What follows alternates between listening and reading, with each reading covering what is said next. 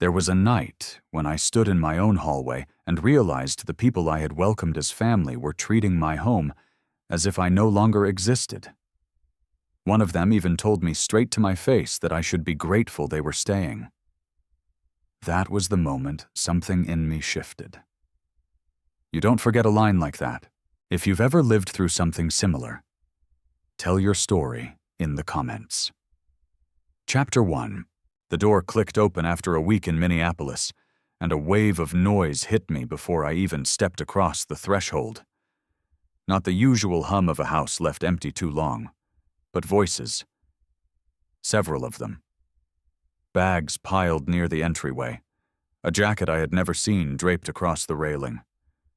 For a moment, I wondered if I had walked into the wrong place.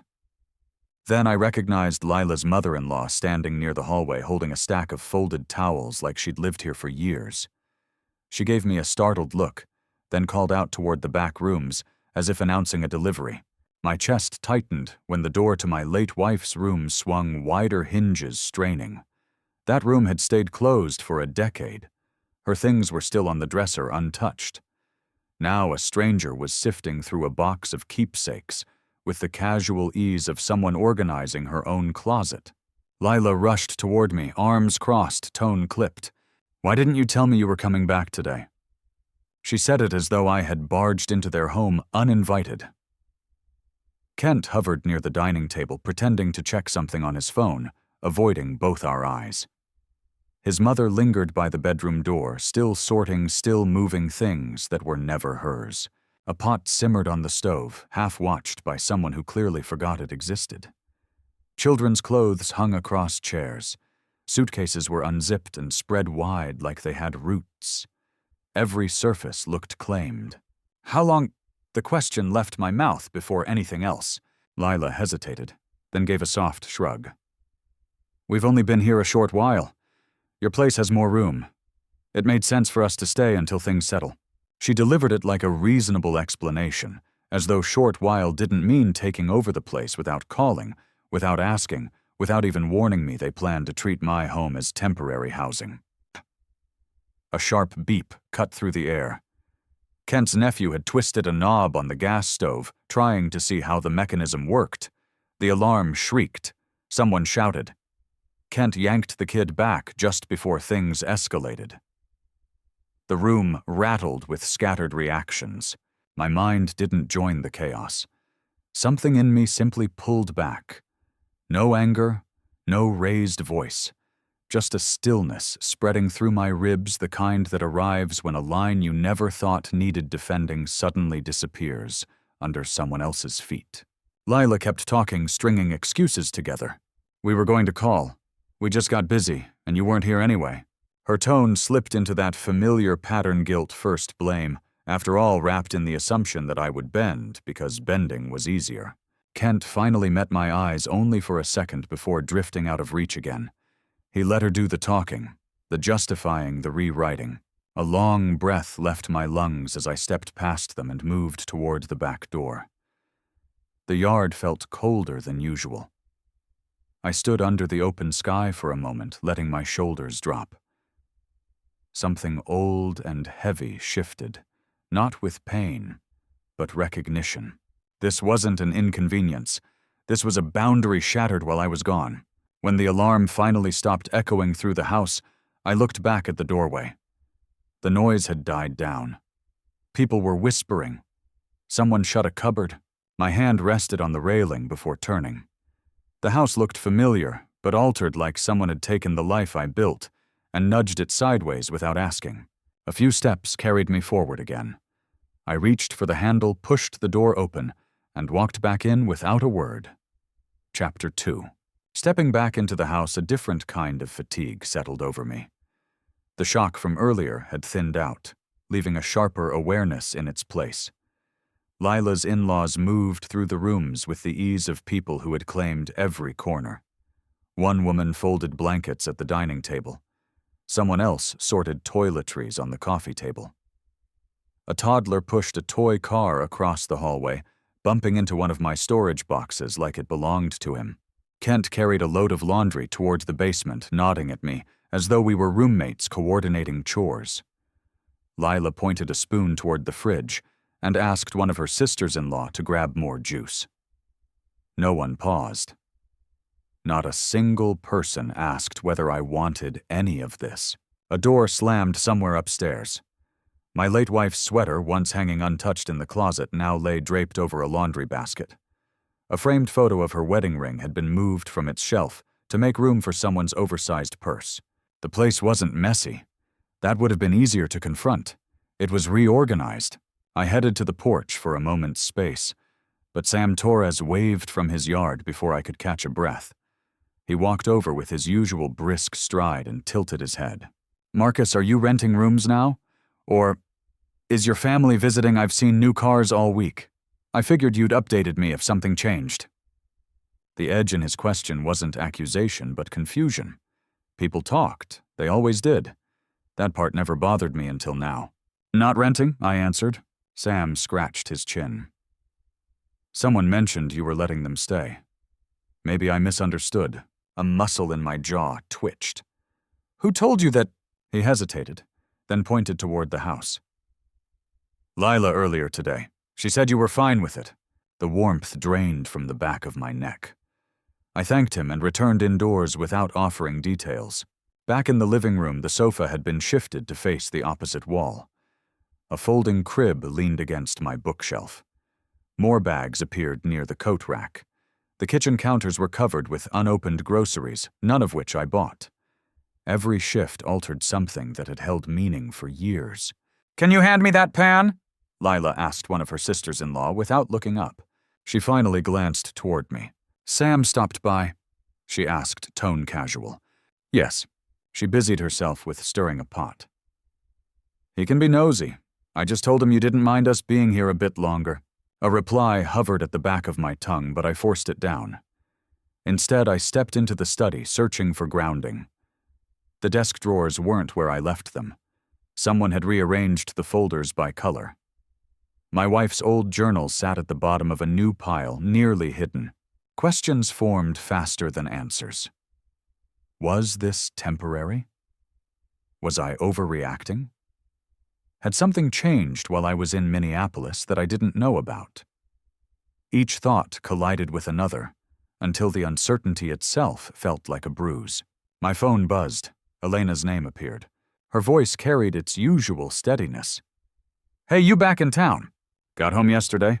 Thought I'd check in. Something in your tone sounds off." She didn't ask what happened the way other people would. She waited. "They moved in," I said after a pause. A soft inhale sounded over the line. "Who moved in?" "Lila, her husband's family, all of them." Another pause. "Marcus, are you sure they don't think your house is theirs?" The question landed harder than anything I had heard all day. My hand dropped to the counter to steady myself. Her directness cut through the fog, clouding my thoughts. "I'll call you later," I said. "Don't let this slide just because it's family," she added before hanging up. Returning to the kitchen, I noticed another detail I had missed earlier.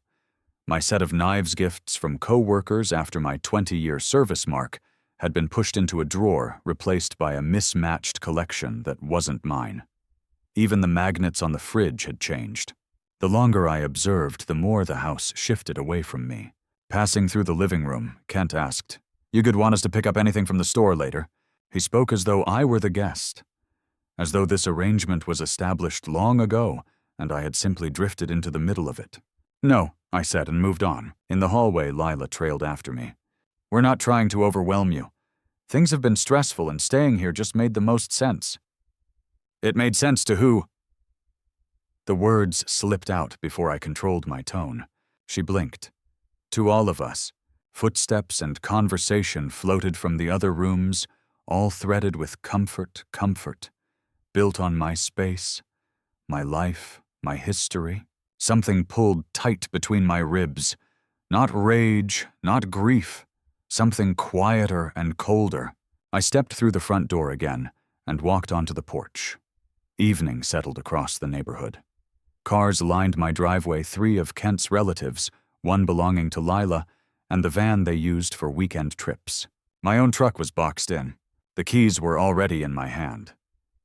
Muscle memory had me unlock the door and ease into the driver's seat. The engine rumbled when it started steady and familiar. The driveway didn't open. The road wasn't reachable. All I could do was sit there, hands on the wheel, while voices and movement drifted from the house behind me. I stayed like that, engine running, not moving an inch. Chapter 3. Sam texted early the next morning, long before I walked toward the kitchen. His message was short. Heads up. Folks heard someone from your daughter's side saying you're tough to live with. They think you don't like sharing your house. The words sat there on the screen, heavy in a way no accusation ever had. Not because I believed them, but because that version of me had been spoken aloud to people who knew me for decades. Someone from Lila's group had painted me as a burden. Down the hallway, voices drifted through the house. One of Kent's relatives was humming while sorting laundry. Lila's nephew ran across the living room. None of them slowed. None of them acknowledged the message I carried in my hand. A second notification appeared, this time from Elena. A screenshot filled the screen posts from a parent group at the school where Kent's nephew attended. Lila's name hovered above a paragraph. My dad isn't doing well. He needs support, so we moved in to help him stabilize. Please forgive any delays with school activities. Elena wrote under it. You might want to see this before you say anything to her. The post wasn't dramatic. It was clever. It invited sympathy, shielded her choices, and hinted that I was fragile. Reading it chipped at something steady in me. A part of me whispered, maybe she's scared, maybe she misunderstood. Another voice pushed back, or maybe she's rewriting the truth to justify what she's taking. The uncertainty crept in. Had I been closed off? Too private? Too rigid to let her in? Before the doubt settled, my email pinged with a system alert. Home access permissions changed. Someone had logged into the secondary admin account for the smart home system. A full list of users appeared on my phone. Kent's name had been added with viewing privileges. My thumb hovered above the screen. The list hadn't been touched since the day I installed the system after my wife passed away. Now it showed timestamps from late last night. Behind me, Lila called out, "Do you know where the spare keys are? It'll make it easier for us to come and go. We're juggling schedules." Her tone carried the expectation of someone requesting a utensil, not access to the entire house. "I keep the keys," I said. She blinked, caught off guard. "It's just for convenience, Dad. Everyone's moving around and it's harder if we keep chasing you down." Kent glanced over. He looked relieved that she was handling it. His expression said he wanted no part in conflict. My phone buzzed again, another message from Elena. "They think this is their base. Pull back and look at the pattern, not the noise." The words steadied me. Lila continued breezing past my refusal. "We'll come up with a cooking schedule too. It's chaotic when everyone does their own thing. I'll post it on the fridge." A printed sheet already hung there, columns for breakfast, lunch, dinner, cleaning shifts. My name was scribbled in the corner as an afterthought. "Did you make this?" I asked. "It's temporary," she said. "We all pitch in. It's family." The same phrase, "it's family," used again to mask something else. Something that had nothing to do with unity. During that moment, Kent quietly slipped out of the living room, pretending to check his messages. His habit of drifting away whenever things tightened had become a pattern. Avoid conflict, let Lila handle the fallout, then return once the dust settled. My hands started moving on their own. I went to my study and gathered key documents, property papers, insurance forms, my will. They went into a bag I could keep close. After that, I took photos of the state of each room, not lingering, just documenting. Email notifications were saved. The smart home logs were downloaded. Small, discrete steps, a private counterweight to the control forming around me. While I worked, Lila hovered near the doorway, sadness painted across her expression. "I'm doing everything I can to keep this family together," she said softly, "and you still treat me like a problem." She didn't shout. She didn't accuse. She just sounded tired, and for a moment the guilt tried to return. But the image of her post in that parent group cut through the fog. A knock came from the front door.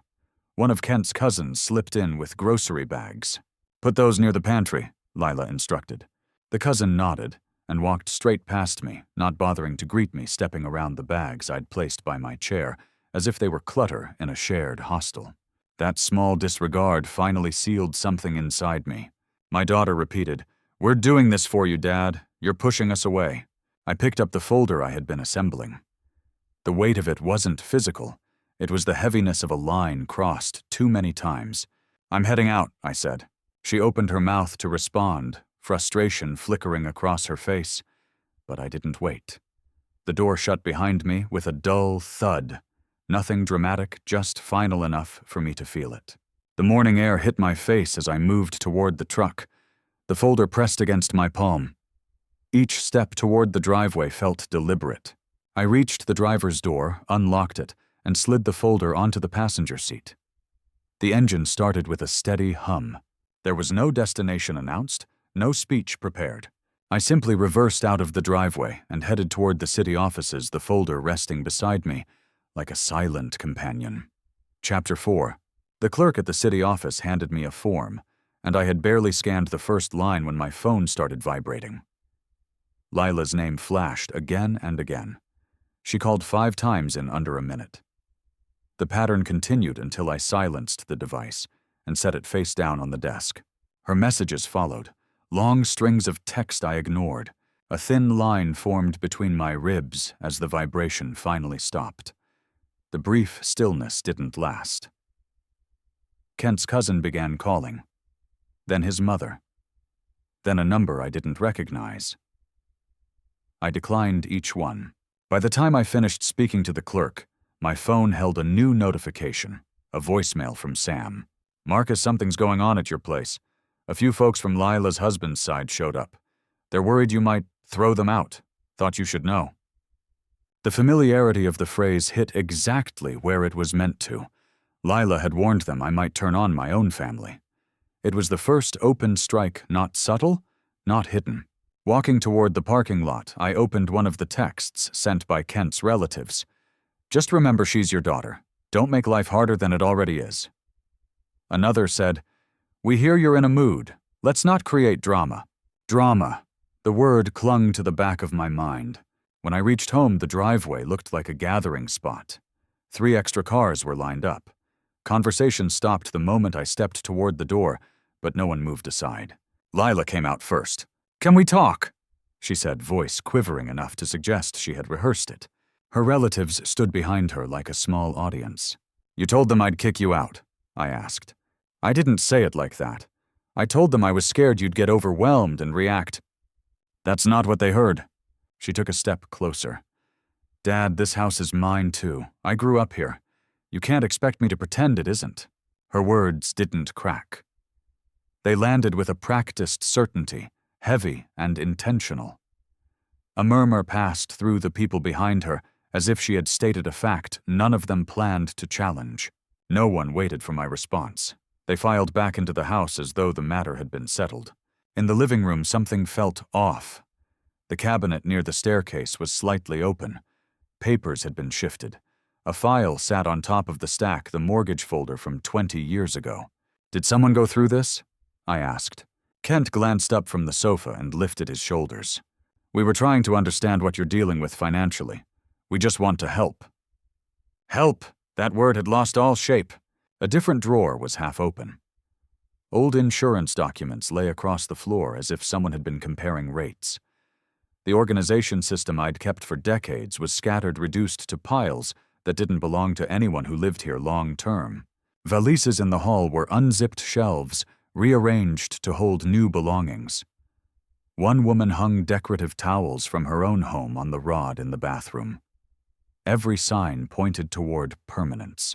Walking into the kitchen, a new problem appeared. My phone buzzed with a message from HR at my office. "We received an unusual email from your home IP about your upcoming project. Please confirm the details." Opening the thread, my eyes ran across the content. Someone had forwarded a partial draft of my report, with sloppy comments attached, making it appear like I had sent information before it was ready. It would take time to clear up. Lila walked in behind me. "You're being distant again," she said. "I'm trying to keep everything running. You don't appreciate anything I'm doing?" Her tone cracked at the edges. Tears gathered in her eyes, poised to fall at the exact moment they'd generate the most sympathy.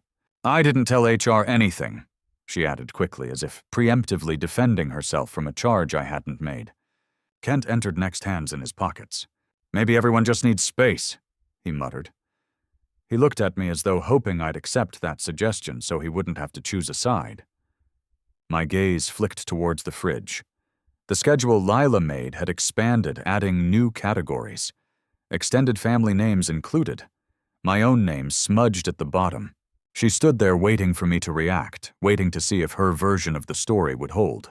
A man reaches a point where silence speaks more sharply than any argument. I didn't raise my voice, didn't argue, didn't try to correct a narrative that had already spread through the entire family. I'm going upstairs, I said. Lila exhaled dramatically, turning to her mother-in-law for support. You see, this is what I meant. He shuts down. I can't get through to him. No reply came from me. Footsteps carried me down the hall toward the one room I had kept untouched all these years. My hand closed around the doorknob to my wife's room. A faint smear of fingerprints marked the metal smudges from someone who had no reason to touch this door. The cool surface met my palm. Something tightened across my chest. The kind of tightening that signals the end of pretending, the end of waiting for people to behave the way they should have from the start. My hand withdrew. I stepped back one pace. The weight in my shoulders felt different, settled, anchored. I turned slightly, taking in the hallway where suitcases lay open and voices filtered through the floorboards. Then I walked away, leaving the door closed but not untouched, the decision forming clearly in my mind, without a single word spoken. Chapter 5. The notification appeared as I stepped out of the city office. No sender name, only a subject line. You should see this. The body held 3 attachments. Old camera footage from the garage recorded before I replaced the system years ago. The clips were grainy, but clear enough to show Kent and his mother standing over my locked mailbox. Kent held a small tool, prying slightly. His mother reached in and pulled out a bundle of letters, flipping through them like she had every right. A sour heat spread through my chest. They weren't searching for bills. They were hunting for documents. One memory rose without permission the day my wife's insurance policy went missing. I had torn the house apart and told myself grief made me careless, that maybe I misplaced it during one of those foggy months after the funeral. Seeing the footage now, the explanation I clung to for years collapsed with a dull thud. The past wasn't lost. It had been taken. My thumb hovered for several seconds before forwarding the clips to Elena. She replied almost immediately with a single sentence. You're not imagining anything. This is a pattern. The clarity in her voice, always blunt, never theatrical, steadied my breathing more than anything I could tell myself in that moment. The garage footage replayed on my phone while I walked toward the truck. Each frame cut a little deeper. Kent keeping lookout, his mother rifling through things that belonged only to me. Not an accident, not a misunderstanding, a routine. Before I could leave the parking lot, my phone rang again, this time from Sam. Marcus, your daughter's outside crying, he said. She's telling neighbors you're pushing her away. Folks are trying to comfort her. Another strike, another public narrative. I thanked him and ended the call. Driving home took longer than usual.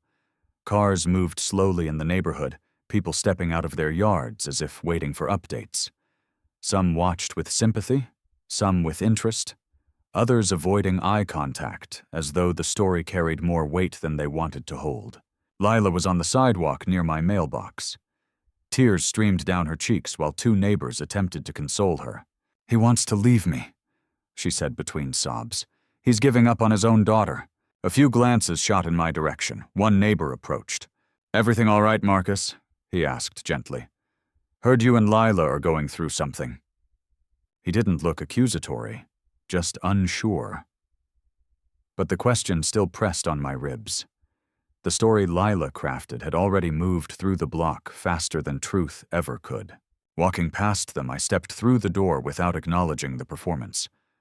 The weight of their stares trailed behind me. Before reaching the study, my phone pinged again. A notification from the community board chaired by one of Lila's in-laws. The post read, If anyone notices unusual behavior from our neighbor, Marcus Hale, please be patient. He's under a lot of stress, and the family is doing their best to support him. Support. That word had been twisted so far from its meaning it resembled a threat. Another message came a minute later from Mrs. Porter down the street. Are you doing okay? You seemed confused when we saw you last. The implication stung. The isolation sharpened. Steps approached from behind. Elena's voice followed. Open the door, she said. She must have driven straight from work after reading the footage. I let her in. Her eyes swept the entry area, taking in the rearranged furniture, the shoes piled next to the sofa, the suitcases still open. This isn't temporary, she said quietly. They're nesting. This is what families do when they expect ownership. The bluntness didn't surprise me. Elena never softened the truth. She walked closer, lowering her voice. I've seen this before, Marcus. One relative moves in for a short while. Then more show up. Then lines blur. Once they sense you won't hold your ground, they act like the place belongs to them. I didn't argue. There was nothing to counter. Every sign pointed in that direction. They're framing you, she added. And it's working. People are already taking their side because they don't know the details. Her words pierced through the fog, clouding my thoughts. A choice rose to the surface. Continue bending until there was nothing left, or reclaim the life slipping out of my hands. She studied my face. What are you thinking? My gaze drifted toward the living room. Lila's family lounged comfortably, one person scrolling through his phone, another rearranging a pile of board games they had brought. One of the cousins walked out carrying a tray of food prepared in my kitchen. The house had stopped being mine long before I noticed it. Marcus. Elena said quieter now. This doesn't get better by waiting. The truth settled cold and steady. Keeping peace had cost me more than conflict ever did. But acting differently meant stepping into a role I had avoided for years, the person who chooses himself. A long breath left my lungs. I need a minute, I said. She nodded and stepped aside. I left through the front door, walked to the truck, and eased into the driver's seat.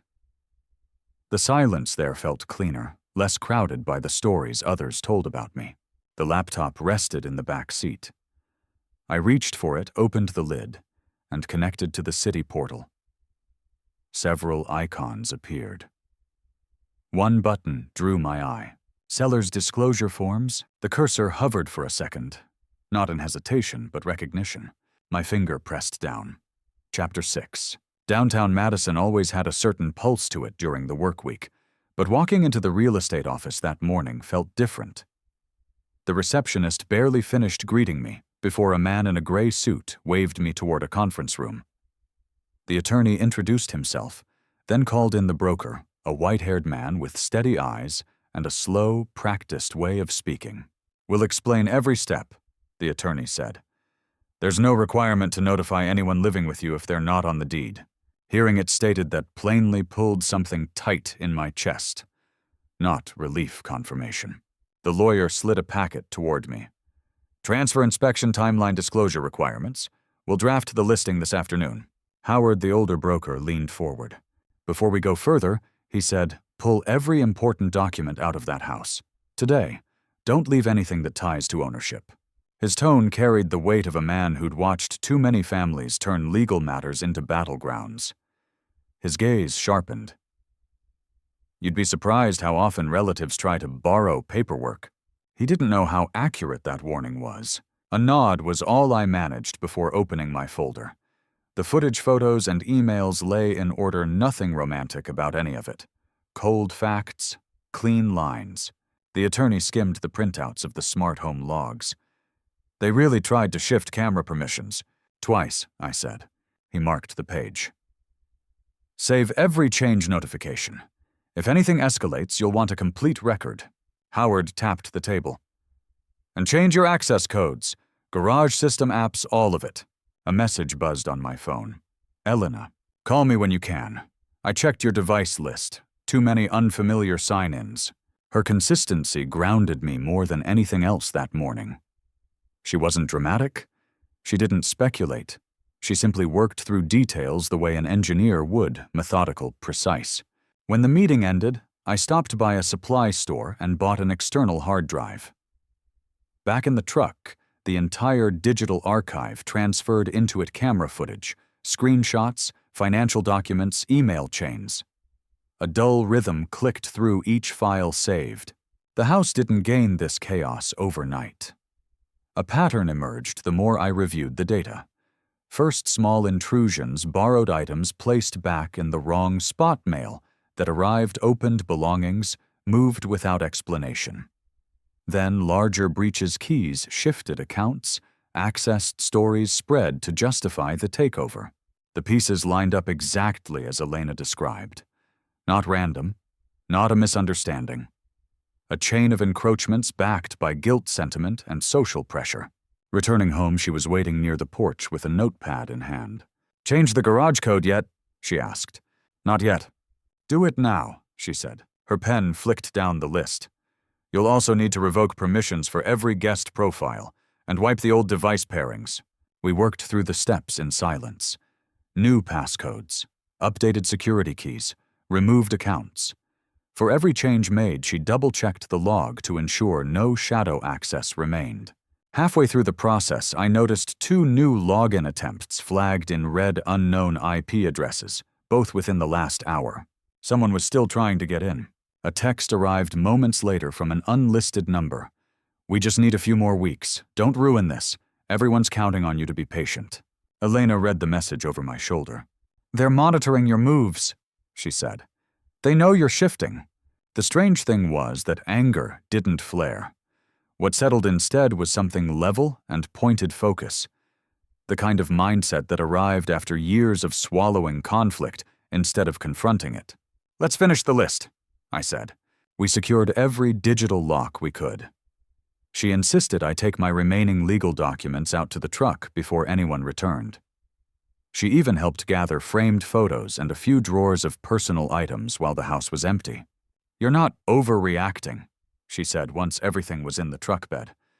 "I've watched situations like this burn people down. You're doing the right thing." Her certainty made it easier to hold my own. Back at the dining table, I opened my laptop again to complete the online forms required for the listing. Howard had highlighted the key sections, structural notes, property age maintenance disclosures. My answers were clipped efficient. One signature field remained blank at the bottom. A small tremor pulled through my middle finger, not out of fear, but from the weight of the step itself. Every inch of the journey from the first unexpected suitcase to the latest breach led to this signature. The pen met the line. My hand didn't shake. It only tightened once firm enough to mark the page with certainty before lifting away. Chapter 7. The call from HR came just after sunrise before I'd finished my first cup of water. The director's tone was clipped formal in a way that left little room for interpretation. "Marcus, we received a report that you may be under significant stress and displaying unusual behavior. We need you to come in this morning so we can address the concern." She didn't say who made the report. She didn't have to. Driving toward the municipal building, a tight pressure formed behind my ribs. Not panic, just the steady realization that the line had finally been crossed in public, not just at home. Lila had gone to my workplace. She had taken the story to the one place where reputation mattered most. The thought didn't send anger through me. Something steadier formed instead, a clear sense of an ending approaching. The HR office felt smaller than usual when I stepped in. 2 chairs, 1 table, a printed copy of an email I'd never sent lying right at the center. The director gestured for me to sit. "Marcus, we received this from your home network." The email looked like something drafted by a distracted intern, scattered phrasing half-finished sentences, and a few lines that made it seem like I was slipping in performance. The timestamp matched the night Kent's family expanded their stay. I slid my phone across the table. "Check the access logs." She frowned, but opened the files I had saved. The logs displayed every login attempt, every device name, every unauthorized entry tied to the home network. Patterns emerged quickly, repeat attempts from devices that weren't mine edits. During hours I was documented at work, and a full record of changed permissions. Her expression changed slowly, like a curtain being drawn back. "What are we looking at?" she asked. "Activity from people who are not supposed to be in my accounts. That message didn't come from me. I can verify my location during the time it was sent." She studied the logs again, then motioned for her assistant.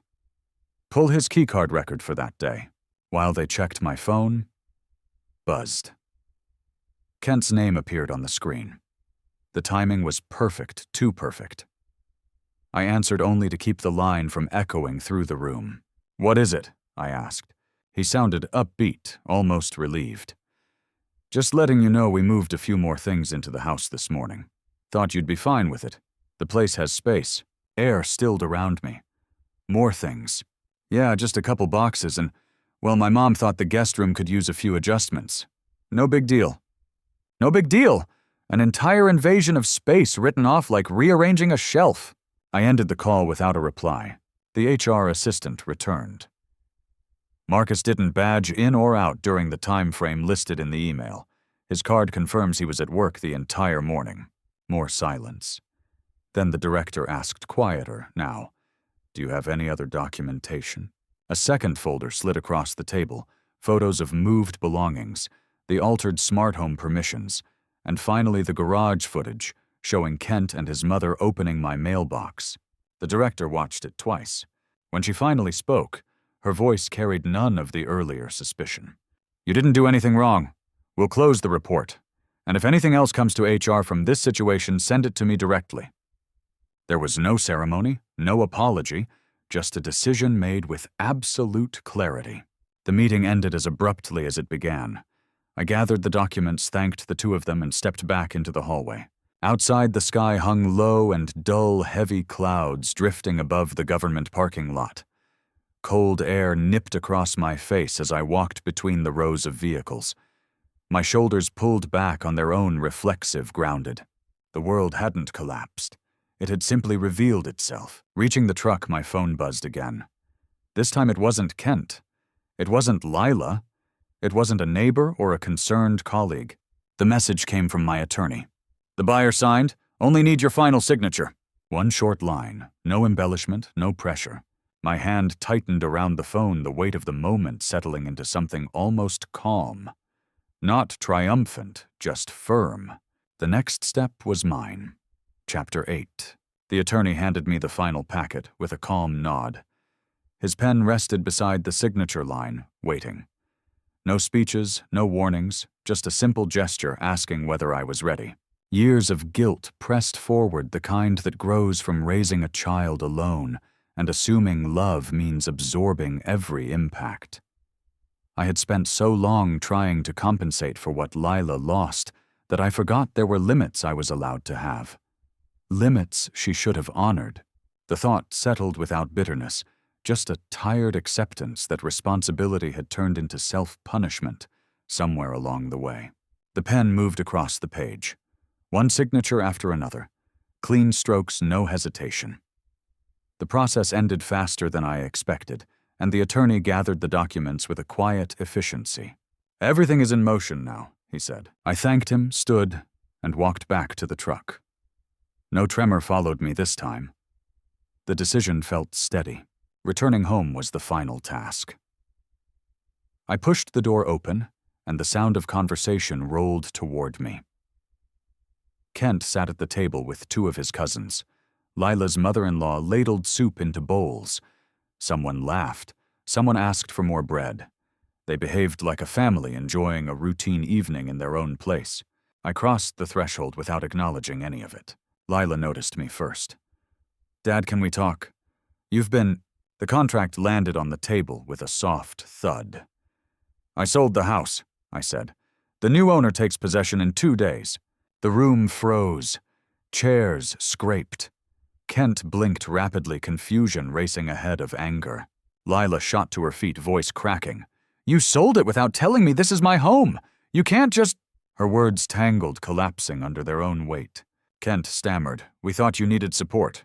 We thought—" His mother tried to intervene. "You didn't have to go this far. This is extreme. Families work things out. You're being unreasonable." No one else spoke. No one defended them. The silence around the table wasn't on my side, but it wasn't on theirs either.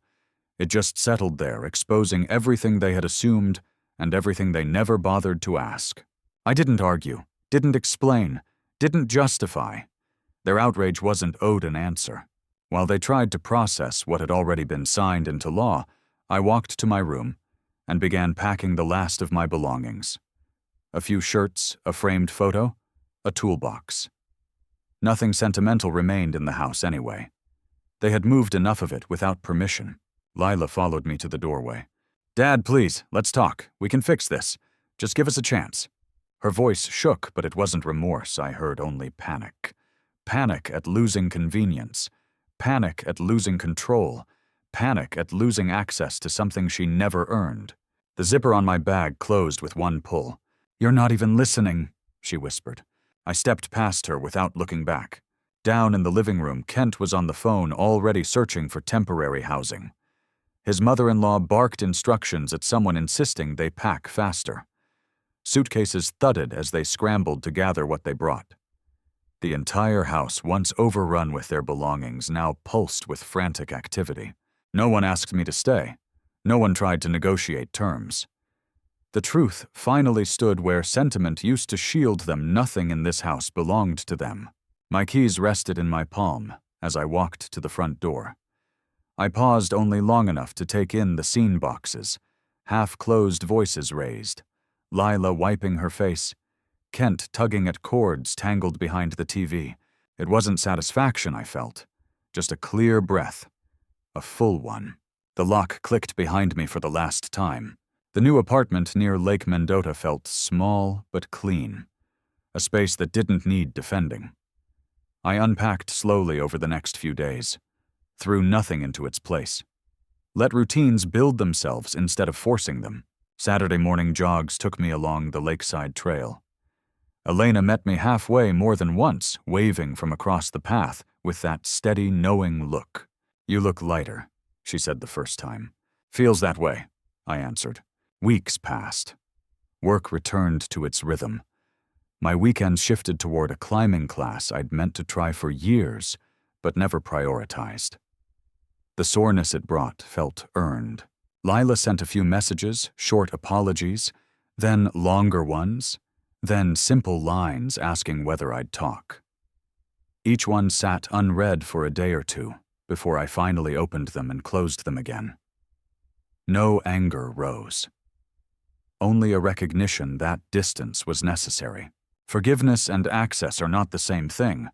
She'd have to learn that herself. Late one evening, I stepped out onto the balcony. The metal railing held the day's chill firm under my hand. City lights shimmered across the water in scattered lines. People talked on patios below cars drifted along the street, and for the first time in months, the world didn't feel narrowed by someone else's needs. I stayed there with nothing to declare, nothing to defend. Just a steady breath and the sense that my life belonged to me again.